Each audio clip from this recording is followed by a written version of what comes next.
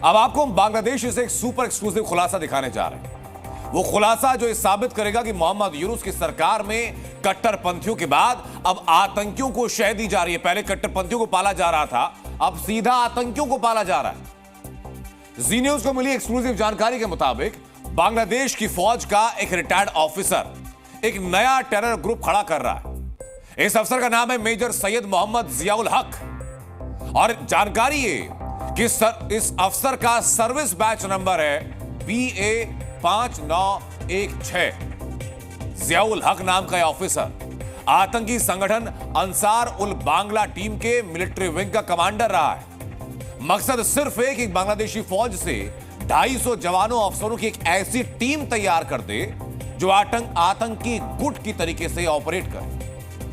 लेकिन बांग्लादेश में बन रहे इस नए टेरर प्लान का पूरा ब्लूप्रिंट क्या है, इस रिटायर्ड ऑफिसर की कुंडली में कौन से राज हैं और इस नई आतंकी साजिश का मकसद क्या है, हर चीज डिकोड करेगी हमारे एक्सक्लूसिव रिपोर्ट।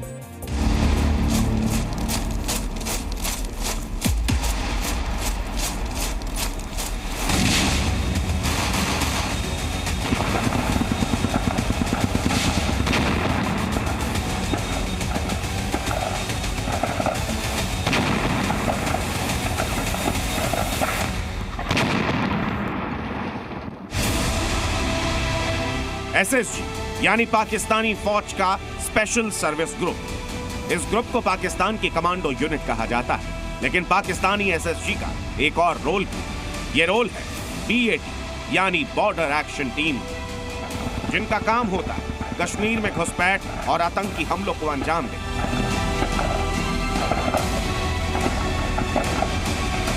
पाकिस्तानी फौज के इसी टेरर मॉडल को अब बांग्लादेश में अमली जामा पहनाया जा रहा है। जी न्यूज को मिली एक्सक्लूसिव जानकारी के मुताबिक बांग्लादेशी फौज के अफसर जियाउल हक को SSG की तर्ज पर एक नया फौजी गुट तैयार करने का जिम्मा दिया गया।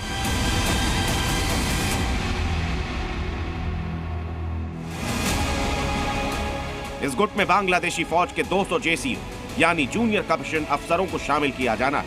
साथ ही 17 कमीशन अफसरों को भी इस गुट में जोड़ा जाना है। इन गुटों को खास तौर पर हिट एंड स्कूट ऑपरेशन के लिए तैयार किया जाएगा।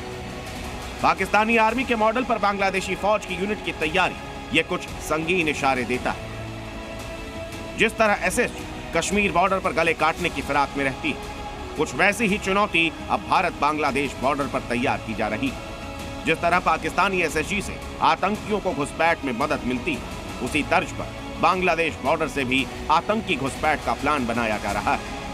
इस तैयारी के लिए जिस शख्स को चुना गया है यानी मेजर जियाउल हक, उसकी अपनी टेरर कुंडली रही। साल 2011 में खबर आई कि मेजर जियाउल हक अचानक गायब हो गया था। बांग्लादेशी फौज ने जियाउल हक को भगोड़ा घोषित कर दिया, जिसके बाद खबर आई कि जियाउल हक अंसार अल बांग्ला टीम से जुड़ गया।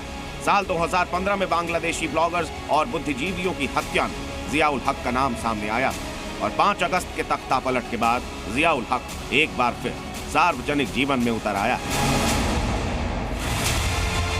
DNA में हमने आपको पहले ही दिखाया था कि कराची से जो शिप ढाका पहुंचा था, उस शिप में आतंकी और पाकिस्तानी फौज के कमांडो भी शामिल थे। और अब जियाउल हक के प्लान के खुलासे से साबित हो गया कि बांग्लादेश में सिर्फ आतंकी ही नहीं खड़े किए जा रहे, बल्कि फौजी अफसरों की भी आतंकी बटालियन तैयार की जा रही है। और इस आतंकी प्लान का एक ही मकसद, भारत के खिलाफ एक और मोर्चा खोलना।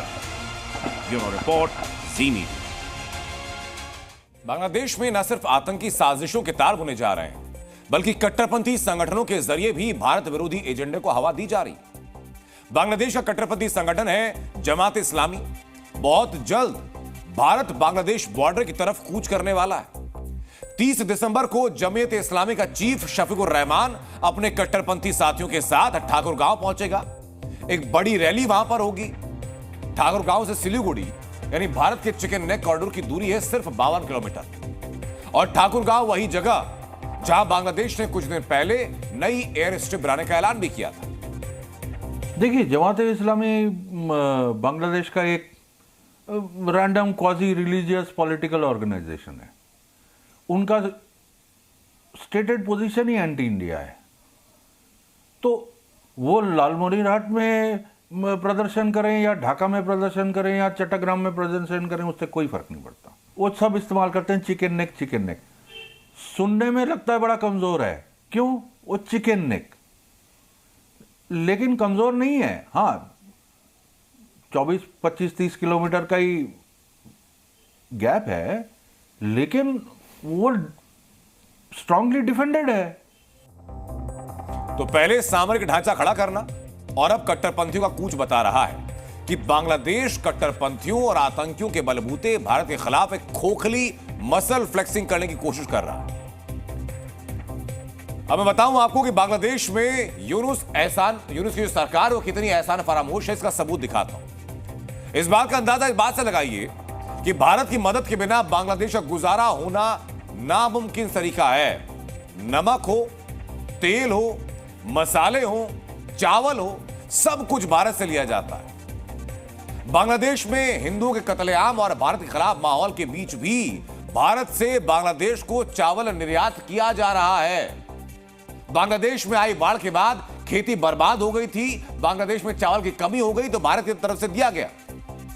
लेकिन हिंदुओं के कत्लेआम और भारत विरोधी गतिविधियों के बीच भी मानवीयता के आधार पर भारत ने चावल भेजना रोका नहीं और बहुत जल्द भारत से 1.5 लाख टन चावल और बांग्लादेश पहुंचने जा रहा है।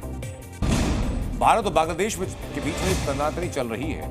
इसी बीच चावल निर्यात पर जब बांग्लादेश के फूड एडवाइजर अली मजुमदार से सवाल पूछा गया तो अली मजुमदार ने क्या कहा, आपको यह भी सुनना चाहिए।